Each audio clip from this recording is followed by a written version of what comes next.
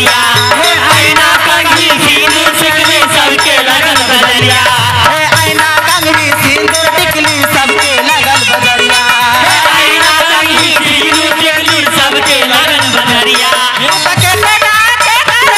दीवाना गोरिया, दीवाना गोरिया, लागल मिठुरगढ़ के मेला चला रे गोरिया, लागल मिठुरगढ़ के मेला चला रे गोरिया, चला हे गोरिया, चला हे गोरिया, लागल मिठुरगढ़ के मेला, चला ये गोरिया, लागल मिठुरगढ़ के मेला चला ये गोरिया, लागल मिठुरगढ़ के मेला चला ये गोरिया, लागल मिठुरगढ़ के मेला चला ये गोरिया, लागल मिठुरगढ़ के मेला चला ये गोरिया।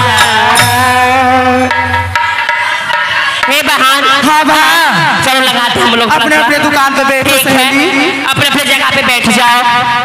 आगे आगे पचहिया, आगे आगे छाऊनी, आगे आगे पचहिया, बैठ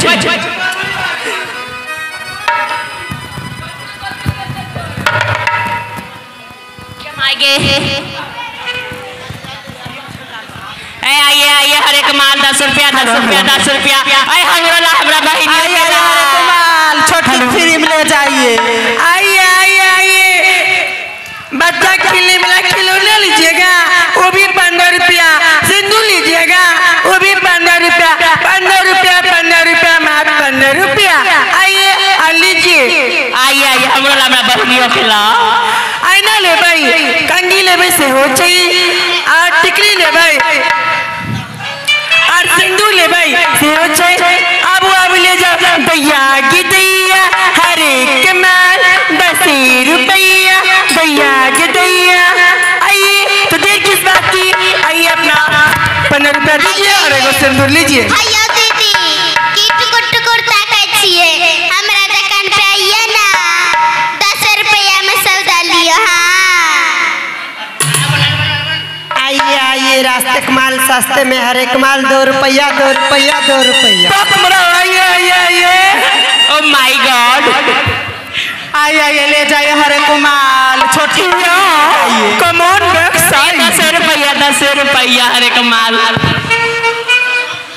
या भाभी सुनो, चलो अब यहाँ से मिथुनगढ़ मेला का यात्रा करते हैं। हाँ हाँ, जैसी आज्ञा देवर जी। आहे मन के लीला सवा भाभी अपुरई तो देउरान,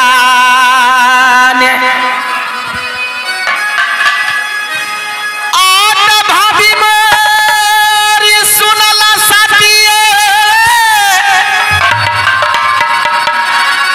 आहे सोना सुकामा,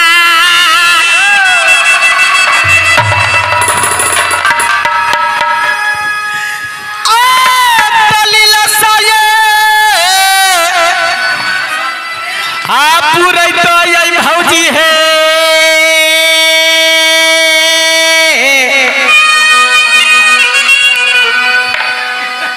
तो रामाना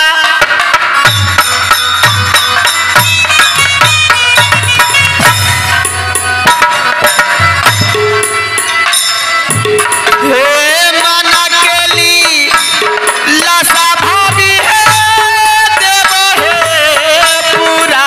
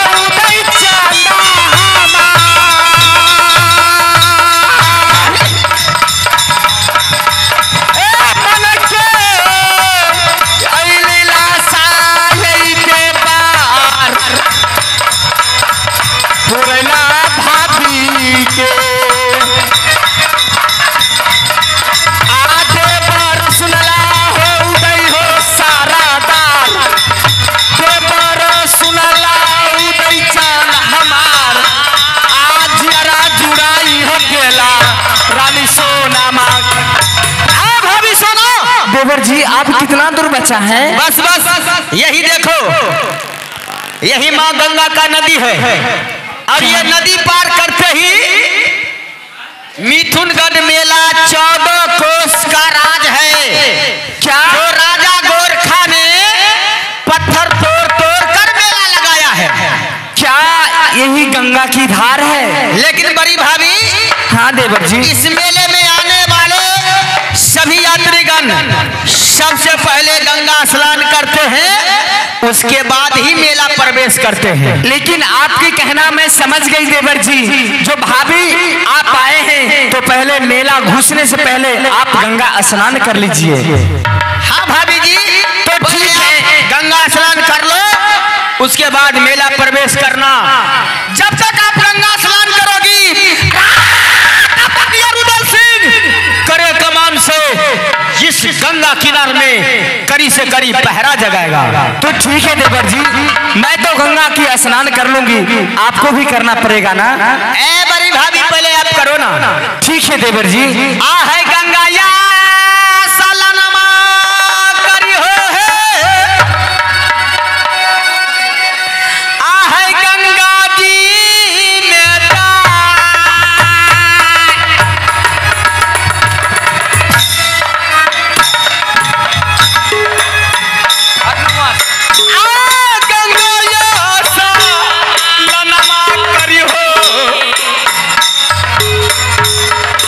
ये गंगा जी में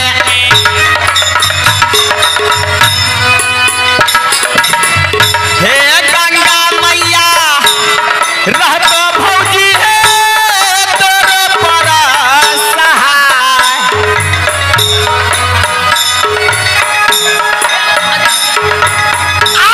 करी करी महाराज जे कहौ तोरो देवरा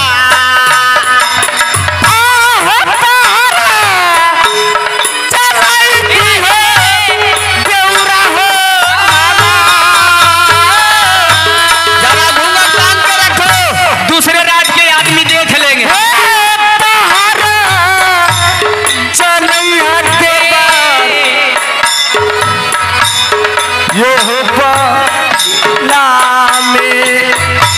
क्यों नहीं बड़ी भाभी?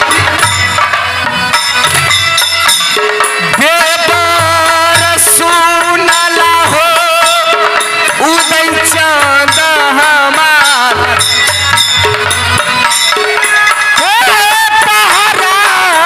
चलैया देवा बाबा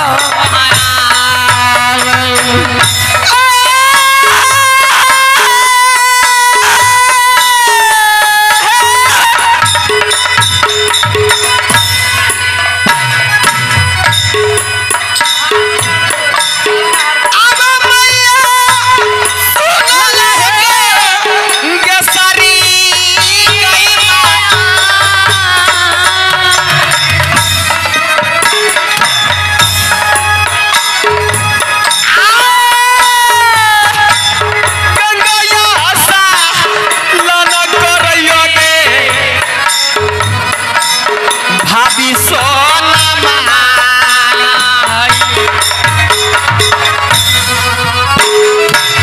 आप पापा पुनः भाभी बनी हो गए गंगा साथी माई।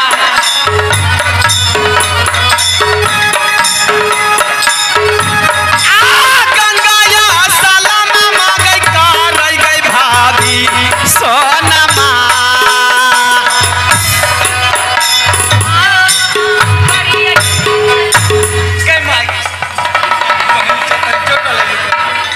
देवर जी, हाँ भाभी जी, मैं तो गंगा स्नान कर चुकी थी, लेकिन आप भी कर लीजिए ना। हाँ भाभी, अगर आप गंगा स्नान कर ली हो तो चलो मेला का यात्रा करते हैं। क्या आप नहीं कीजिएगा?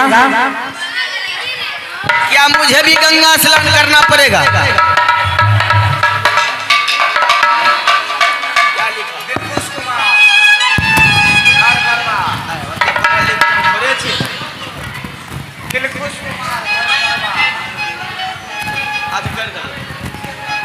भाभी जी, हाँ देवर जी, तुम्हारे कहने का मतलब है कि मैं भी गंगा स्नान कर लूं?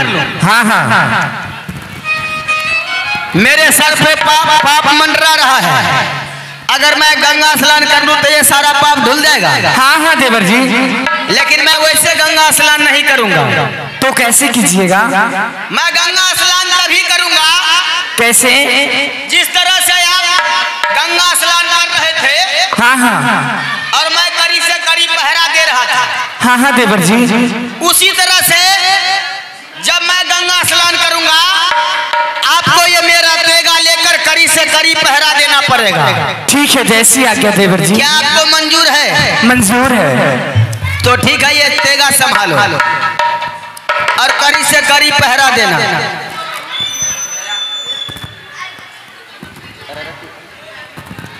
आत पनिया में कूद जाई से रेहुआ मछलिया,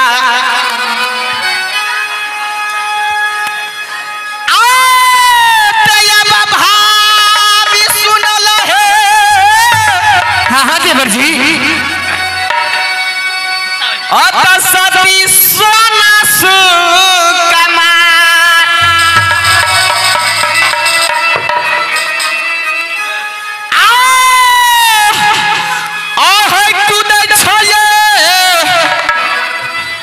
दुलरुआ ये देवरा है मैया गंगा जी।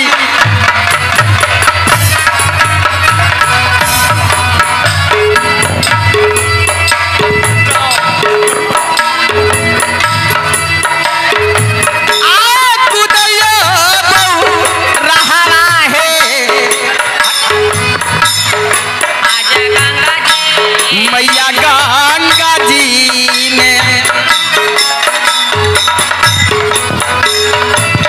हे कारी कारी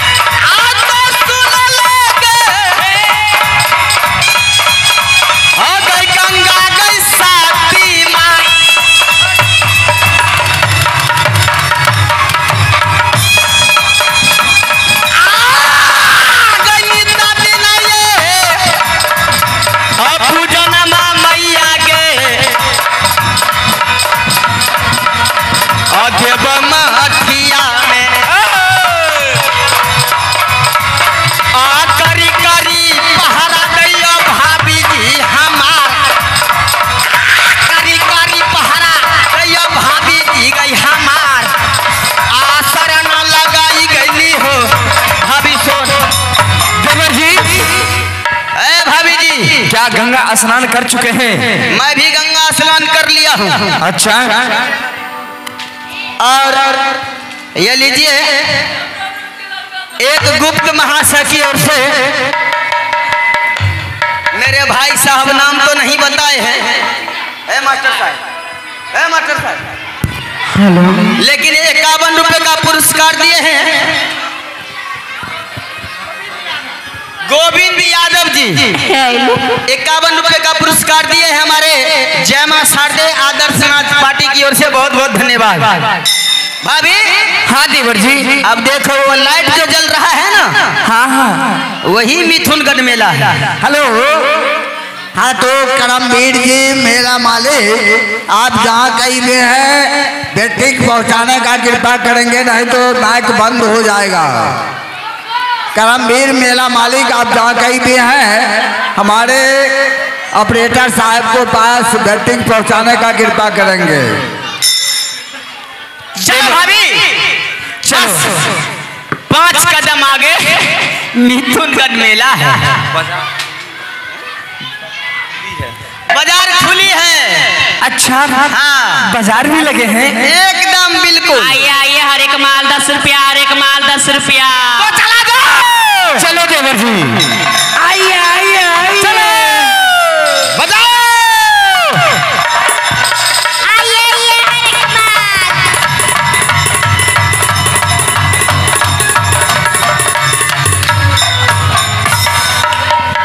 वाह आइए आइए हर एक माल। ए भाभी जी। हाँ देवर जी, यही देखो, यही है मिथुनगढ़ मेला। क्या यही है मिठुरगढ़ मेला? हाँ भाभी जी। तो जाकर चलिए ना देवर जी, मैं कुछ कुछ सामान खरीदूंगी। अरे भाभी जी, कुछ खाना है? नहीं। कुछ पीना है? नहीं। तो क्या लेना है? बस मुझे श्रृंगार की सामान चाहिए। अच्छा अच्छा, श्रृंगार का सामान चाहिए। हाँ हाँ भाभी सुनो। हाँ देवर जी, अगर आपको श्रृंगार का सामान चाहिए, हाँ हाँ, तो जाकर आप खरीदोगी या मैं खरीद कर ले जाऊंगा? क्या आप ही लाइए ना देवर जी। तो ठीक है, आप यहीं पे बैठो। ठीक है। आइए आइए आइए, हमरो लीजिए, हमार छोटकी बहनियों को लीजिए। आइए आइए, लीजिए लीजिए, हमरो लीजिए। ए हर एक माल 10 रुपया, हर एक माल 10 रुपया। आइए 10 रुपया, 10 रुपया हमरा ला, हमरा छोट छोट। कोई नहीं लिया आइए आइए। हाया दीदी किट कुट कुट राखै छियै। हमरा दुकान पे आइए ना, सुंदर सुंदर सामान किनियो। हाँ, अपना बच्चा बुदरी खातिर किनियो। आगे आगे ना सुन तो आगे तो कहना हमरा यहाँ छोड़ के चल अली। अगर अरे ठीक घिंचे छी अरे की बात छे रे? तो यहाँ केना छोड़ के हमरा चल अली। तोरा गाम पर गलियो, तोरा माय कलियो शीतलहरी के नहीं देखे छुआ। कल के कटघारा टेर गाड़ी पर लाद ललकै। रे टेर गाड़ी ने टायर गाड़ी है, बेसी शीतलहरी के बिन ठोठ दाब दो। आ तो चल अली। हाँ तोरा चलते हमें एगो सौदा ले लिए, घर फर में दौगलिए, बस सौदा बढ़ गले। अरे बढ़िया जन्मल से ने ओते सुंदर मेला लगल छे, आ तो एगो सौदा ले तोरा चलते हमें धर फर करके चल लिए। हाँ। तोहर खूर सुंग है तैलियो हम। अरे रे ए अब हो गया तो 100 रुपया चीज हमर खुर सुगते माँ कौआ तेल नहीं लगबे नहीं, तेल न सेंट सेंट। अरे तोहर माय हमरा बाज ललको मुँह कथी रे? कल के हरे दौड़ दौड़ के कथी लाबे छी शीतलहरी कने गले। अरे तोरो घर पे गेलियो जानली, तोर बाप जे छौ बाप देखन जे लागै छै बढ़िया जनमल। कहाँ लागे छै? कल को हगे अगे छोरी हगे की बात छिए जे बार बार आबै छी हमरा घर पर हमरा बेटा के पूछे ले, छोरा कथी ले रही छी? कहली हो चाचा जेबै मेला लगबै ले। कल के छोरा गेला बांध पर बकरी चरबै। काली नहीं तोरा से काम नहीं छौ, छौरे से काम छै। कथी कथी और काम तो गली कखन का रे? भोरे गेलियो 6 बजे। तो सांझ के जति हमर बाप हिला सुअर रहे तोरा आबैयो नहीं दत रे बाप खो का हम सांझ कथी जेती हो अरे अरे तो जखन से बड़र बड़र करब करे छै तोरा कुछ बुझाय नहीं छै तरार के टोकै छियो अपन अपन बेचे न अरे बुझाय नहीं छौ तोरा अच्छा हमरा जे सौदा छौ तोरा छौ के हमरा छै नहीं गम्मा अपन बेच ले 72 पे अरे लड़े चंद बढ़िया शेर ले बुझली तबिया दुकान लगाइए ओरे बोर बहना का टाइम का अरे कोन फुट्टा हे रे काल से पिछला वो कह दै छियो अरे तेरा छै दरो रे करिया भोरे भोर कोन मेला में एगो सौदा लेके ली कते उछलै छी हम अपन न सौदा बेचे छी तोरे बेचे पुछन पाछा लगल छै ई केना करे छै एक छोरा तोरा एक छै इतना गुमान छै हमरा के छै हमरा गुमान ने कितना रहते बता नहीं तब देखे कुत्ता बिलाई दौगै सब बहन मिल के नोच लेबो सोच ले नहीं चलाबी दो बना हट के बैठ दे महकै छौ अरे हट के बाजार लगाओ आइए हर एक माल मात्र 25 रुपया आइए दीदी आई दूर से की सोच विचार करे छिए हमरा दुकान के पास आइयो मात्र 25 रुपया आवे बहनी आवा 10 रुपया हर एक माल 10 रुपया हर एक माल 10 रुपया अरे हमरो ला हमरा बहनियो के ला हो 10 रुपया वाह सुना सुना ये बबुआ सुना क्या अब हमरा दुकानिया पर सुना सुना हो बबुआ सुना अब हमरा दुकानिया पर दूर जबरवा तलई नहीं पैदा दूर जबरवा तलई नहीं पैदा सही बतावा बतिया आहो बिलाली ले